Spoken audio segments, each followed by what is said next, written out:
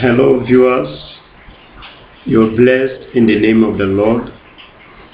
Today, it is an opportunity to share with you from God's Word on the topic I captioned, Removing the Veil of Darkness. I'm privileged and I'm happy today to share with you. I want to tell you you're wonderful. In the sight of God, you are a wonderful person. And today, I count it as a privilege to share God's word with you. And I pray that today, as you hear God's word, you shall be blessed. Amen. I want to tell us that there are two kinds of people in the world. Two kinds of people in the world. The people of God and the people of Satan, the devil. In life, it is either you are on the side of God or you are on the side of the devil. And there are two kinds of people in the church. Two kinds of believers.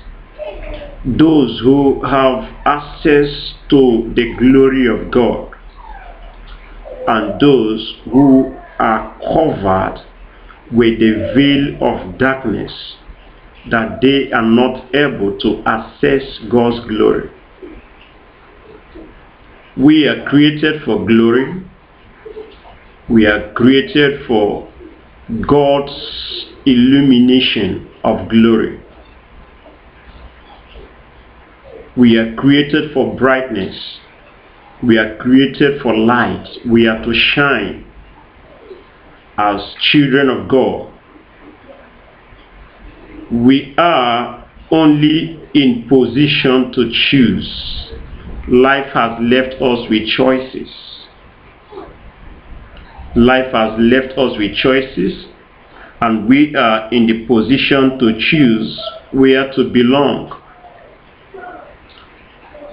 Every choice you make today will produce a kind of results. We are created for results. Every human is result-oriented. We are created for honor. Hallelujah. Our results complement our action. Every action you take or you make today is directing to a particular result in the end. Hallelujah. The result you are having today is the instrument of the choice you made yesterday. And the choice you make today will offer you the result for tomorrow. Today I want to talk about removing the veil of darkness. Removing the veil of darkness. I have said that we are created for glory. Everything we do here on earth as humans is pointing to glorify God. I want to read from the Bible, the book of 2 Corinthians. If you're with your Bible, you open with me 2 Corinthians chapter 3. 2 Corinthians chapter 3 verses 7 to 18. I'll read quickly. But if the ministration of death, written and engraven in stones, was glorious, so that the children of Israel could not steadfastly behold the face of Moses for the glory of his countenance, which glory was to be done away. how shall not the ministration of the Spirit be rather glorious? For if the ministration of condemnation be glory, much more doth the ministration of righteousness exceed in glory. For even that which was made glorious had no glory in this respect, by reason of the glory that excelleth. For if that which is done away was glorious, much more that which remaineth is glorious. Seeing then that we have such glory, we use great plainness of speech, and not as Moses, which put a veil over his face, that the children of Israel could not steadfastly look to the end of that which is abolished. But their minds were blinded. For until this day remaineth the same veil untaken away in the reading of the Old Testament, which veil is done away in Christ. But even unto this day, when Moses is read, the veil is upon their hearts. Nevertheless, when it shall turn to the Lord, the veil shall be taken away. Now the Lord is that Spirit, and where the Spirit of the Lord is, there is liberty. Verse 18, the last. But we all with open face, beholding as in a glass the glory of the Lord, are changed into the same image from glory to glory, even as the Spirit of the Lord. Hallelujah. Let us pray. Father, the Most High God, I thank you today. Your word is read. Your word is true, your word is yes, and your word is amen. The entrance of your word giveth light and make it simple to understand. David said, your word is a lamp unto my feet and a lamp unto my path. Lord, today I pray that your word shall go through my listener, that whatsoever be the heart desire shall be fulfilled through your word, and your word shall transform their souls. Lord, today I only offer myself to you as a living sacrifice, as an instrument for your use. Use me mightily, that as I preach your word, let mysteries be unveiled, and as many that hear the mystery that will come out of your word, their life will never remain the same. Thank you, because you will do much more. For in Jesus' name, amen. Amen. Hallelujah. Hallelujah. Amen. Amen. There are two key words from the scripture where we read. The two key words. One is the glory, and the other is the glory that excels. These are the two basic words I will be looking at today. The glory and the glory that excels. First, let's look at glory. What is glory? Glory is the beauty, the power. Glory is the power. Glory is the honor. A quality of God's character that emphasizes his greatness and authority. I come again, I say glory is the beauty, power, or honor. A quality of God's character that emphasizes his greatness and authority. When you say you are walking in God's glory, it means you are experiencing these things. You are experiencing God's beauty. You are experiencing God's power. And also you are experiencing God's honor. So these three categories must be reflective in your life for you to point out that you are walking in God's glory. Hallelujah. Amen. You will experience God's beauty. You will experience God's power and His honor. So let's look at two ways glory can be used. As a child of God who has God's glory, who is walking in God's glory, let's look at two ways by which the glory can be used. Number one is God's moral beauty and perfection as a visible presence of God. I come again. Number one way glory can be used is through God's moral beauty and perfection as a visible presence. Why God's glory is not a substance, at times God does reveal His perfection to man in a visible way. We all know what a substance is. Substance is something that is tangible, something that is solid, something we can behold, feel and touch. Substance is an object. Hallelujah. So I am saying that God's glory is not a substance. It's not something we can touch. It's not something we can behold with our bare hands. But at times,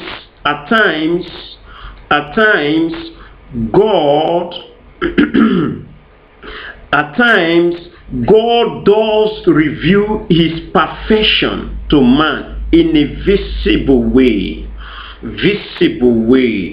in the way that we can see.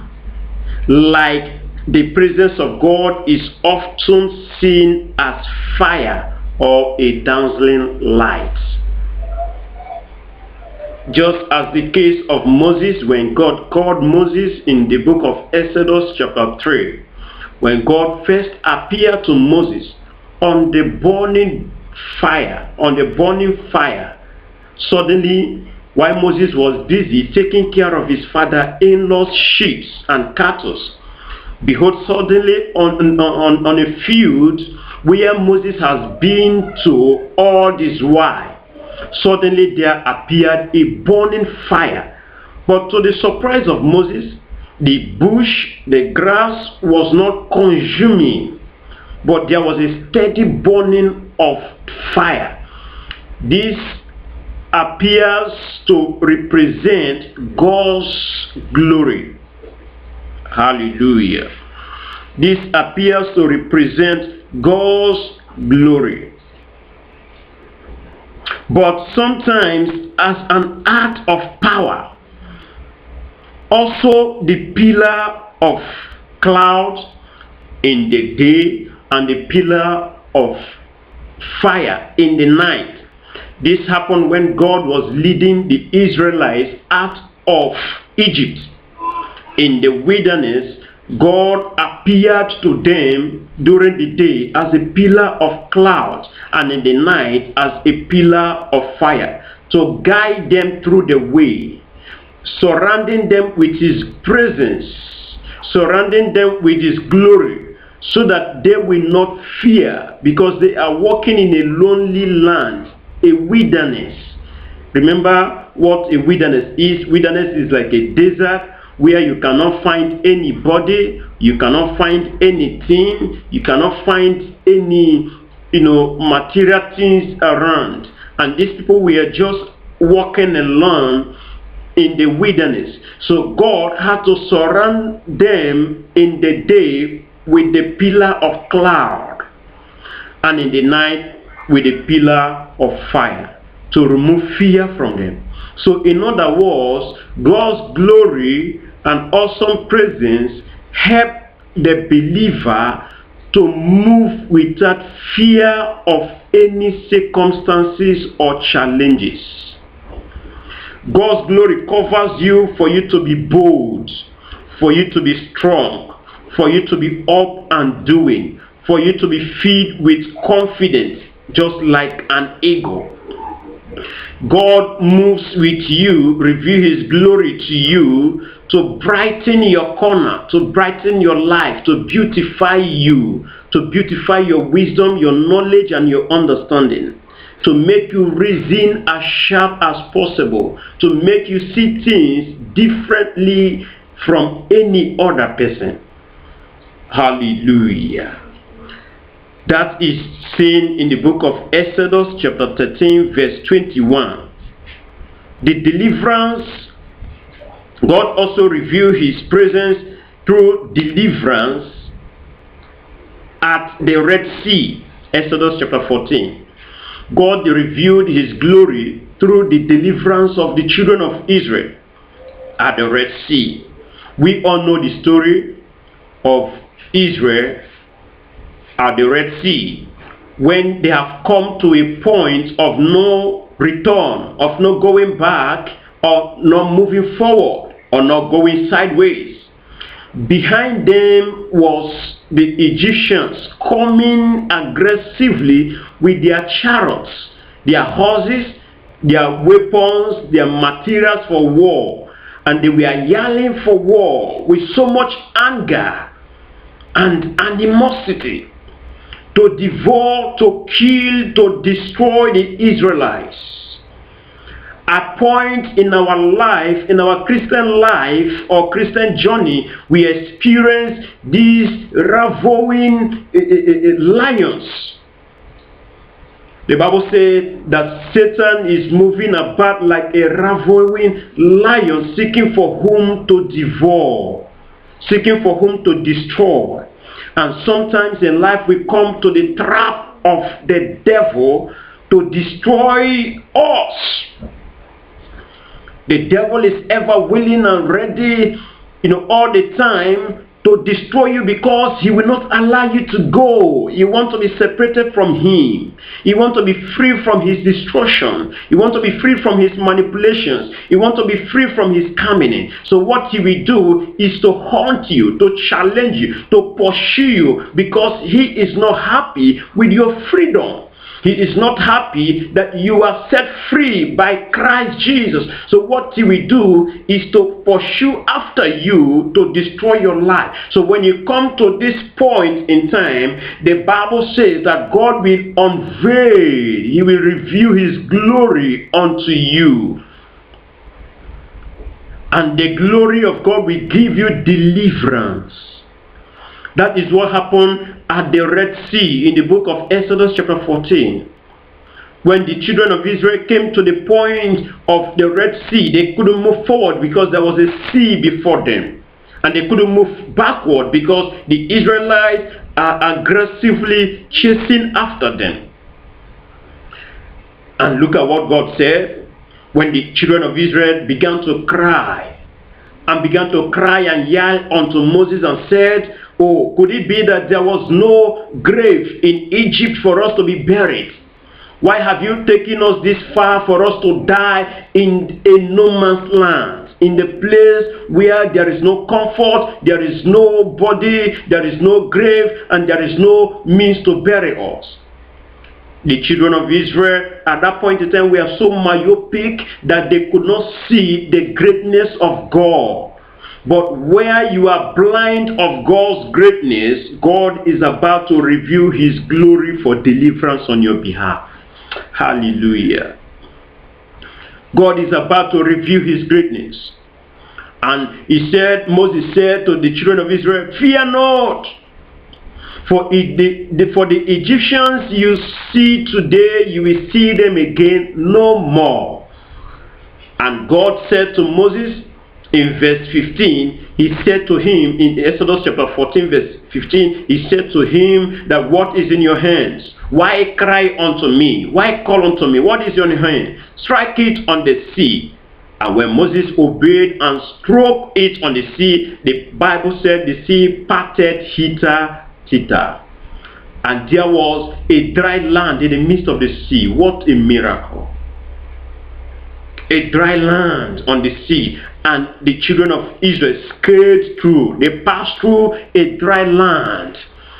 The both sides of the sea formed wall for them. And they crossed by. And they succeeded. And while the Egyptians were still pursuing the Israelites, they fell on the sea. And God asked Moses to strike back the rod. And when he did, the sea closed the Egyptians. That was and is the great and mighty deliverance that God did for Israel that is still speaking to today. Whenever the neighboring countries hear about what God did to the Israelites, they marveled. And the Bible said they feared God. Hallelujah. The glory of God will deliver you, that your enemies, when they see you, they will fear God. God is about to take glory in that your crisis, in that your challenges, in that your limitations, in that your battle. God is about to be glorified. The glory of God is about to be unveiled. And when it is done, all things will turn around for you. Hallelujah. Amen. Amen. Amen. So the glory of God is also experienced or seen in a special way. His glory in the tabernacle is also seen in the tabernacle, the pillar of cloud, and in the temple. You can see Leviticus chapter 7, verse 23 to 24. 1 Kings chapter 8, verse 11. Hallelujah.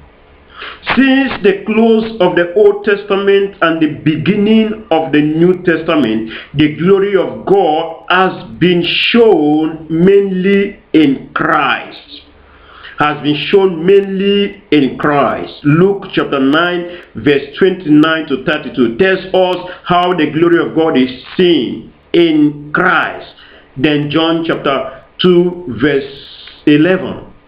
John 2:11 told us about the miracle in Cana of Galilee. The first miracle performed by Christ when he turned water into wine. So the glory of God is revealed in Christ. And he go about doing signs and wonders. Amen. So, and in this day, the glory of God is also seen in the members of his church.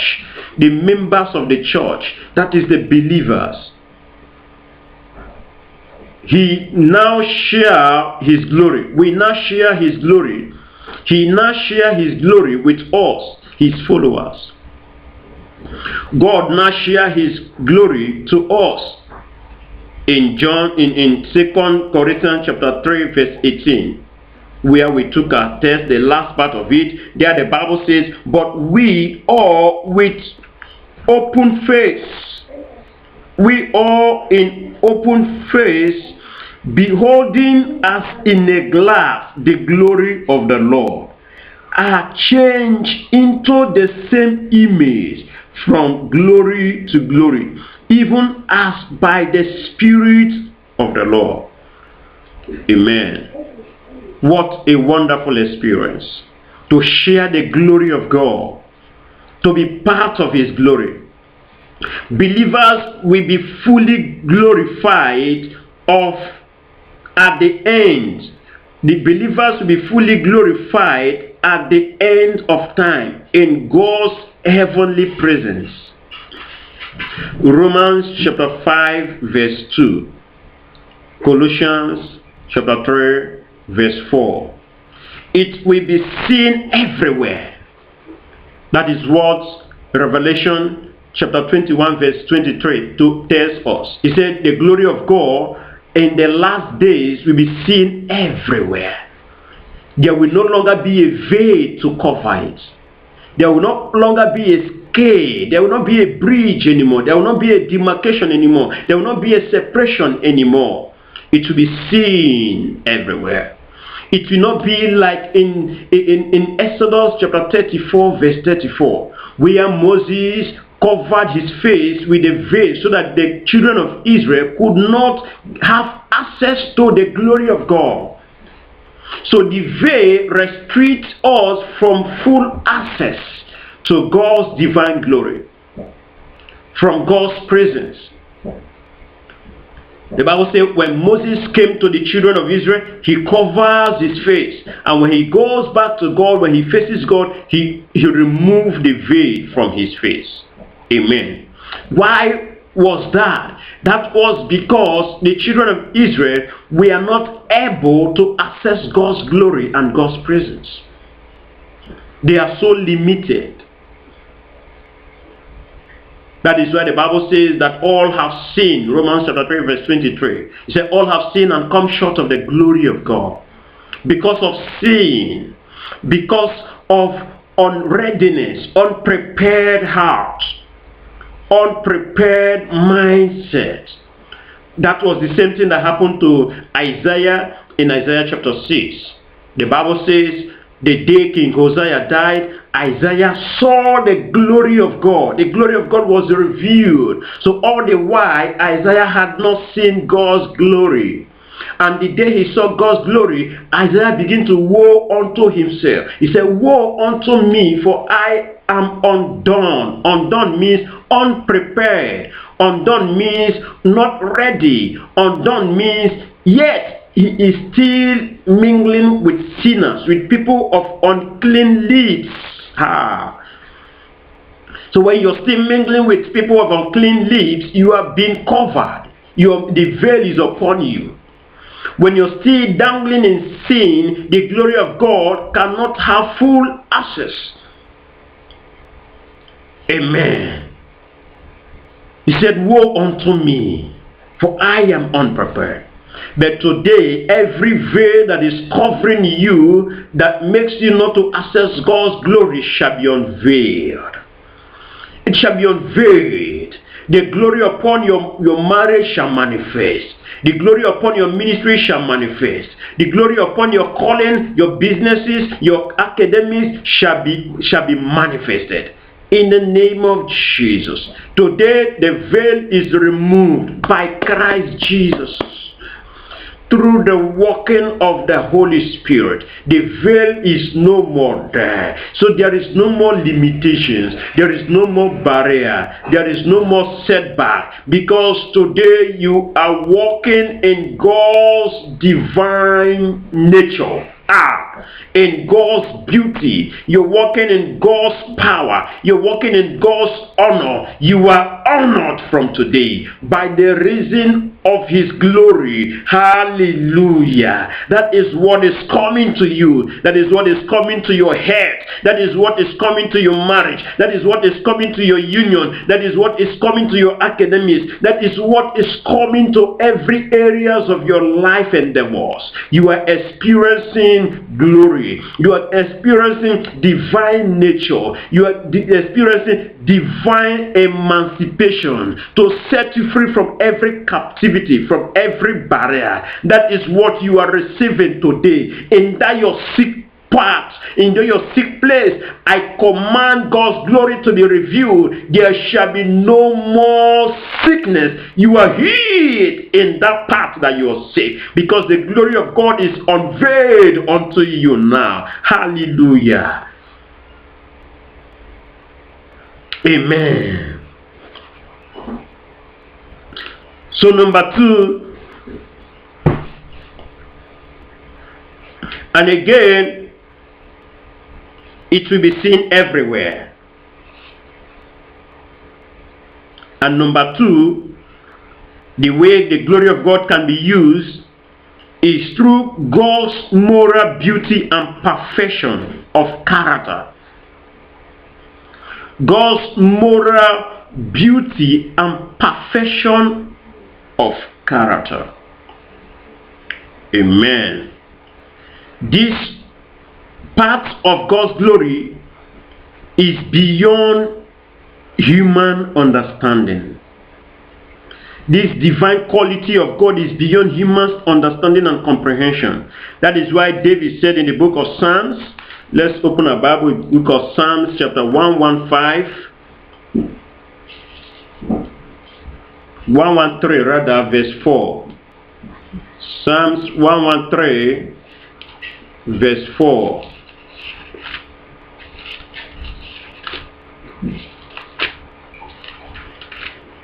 Psalm 113 verse 4. The Bible says, the Lord is high above all nations, and his glory above the heavens. He said, the Lord is high above all nations, high above the heavens and the earth, high above all nations, and his glory is above the heavens. Hallelujah. The glory of God is above all nations. The glory of God is above all heavens. The glory of God is above everything you can ever see. Is above man. Is above the wisdom of man. Is above the human calculation, human imaginations. Hallelujah. And number 3, praises. Another way, or the third way the glory of God can be used is through praises. At times, God's God's glory may mean the honor and audible praise which his creatures give to him. In Psalm chapter 115 verse 1, Revelation chapter 5 verse 12 to 13. Let's go to Revelation chapter 5 verse 12 to 13.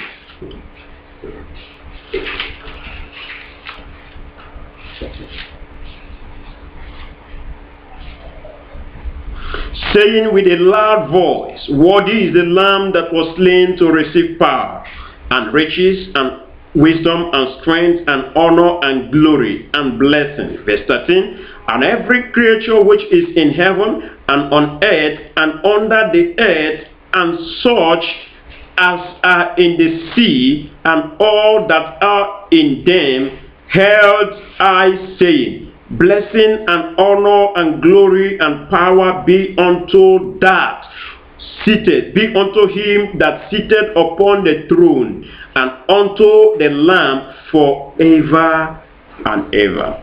Hallelujah. This is so great. High praises. When we offer high praises, it glorifies God. So God is glorified through our praises.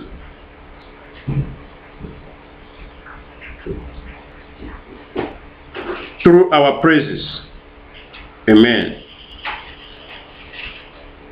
Another key word we shall be looking at is the glory that excels. The glory that excels. Well, brethren, my listeners, in case of time and space, I want to draw the curtain here.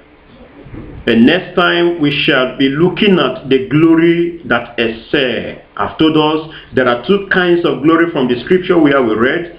Number one is the glory itself, and the other is the glory that excels.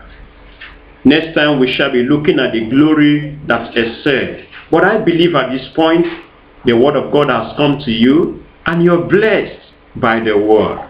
Amen. The word of God is there to bless us. The Bible says, faith cometh by hearing, and hearing by the word of God. So anytime we hear the word of God, our heart is open. And when our heart is open, the word of God will have full entrance into our life. And he will destroy every shackles. He will destroy every barrier, every challenges. Today you are blessed. I want to pray for you who have heard the word of God. The Bible says when you hear the word of God, put it into practice. Begin to work on it. You will see how it manifests. Today may the word have full course in your life. every areas of life that needs to be glorified shall receive double glory in the name of Jesus. Every veil covering you, veil of darkness, covering you not to access God's glory, today I curse them. It is over. In the name of Jesus, today I'm blessing you that whatever thing you lay your hands on shall begin to prosper. That your business, it will prosper. That connection will come unto you. You receive a call for connection. You receive a call for promotion. You will receive a call for abundance. You will receive a call for greatness. You be healed from any kind of diseases. Be healed right now. Be empowered. Be raised in the name of Jesus. Amen. Thank you, brethren. See you next time.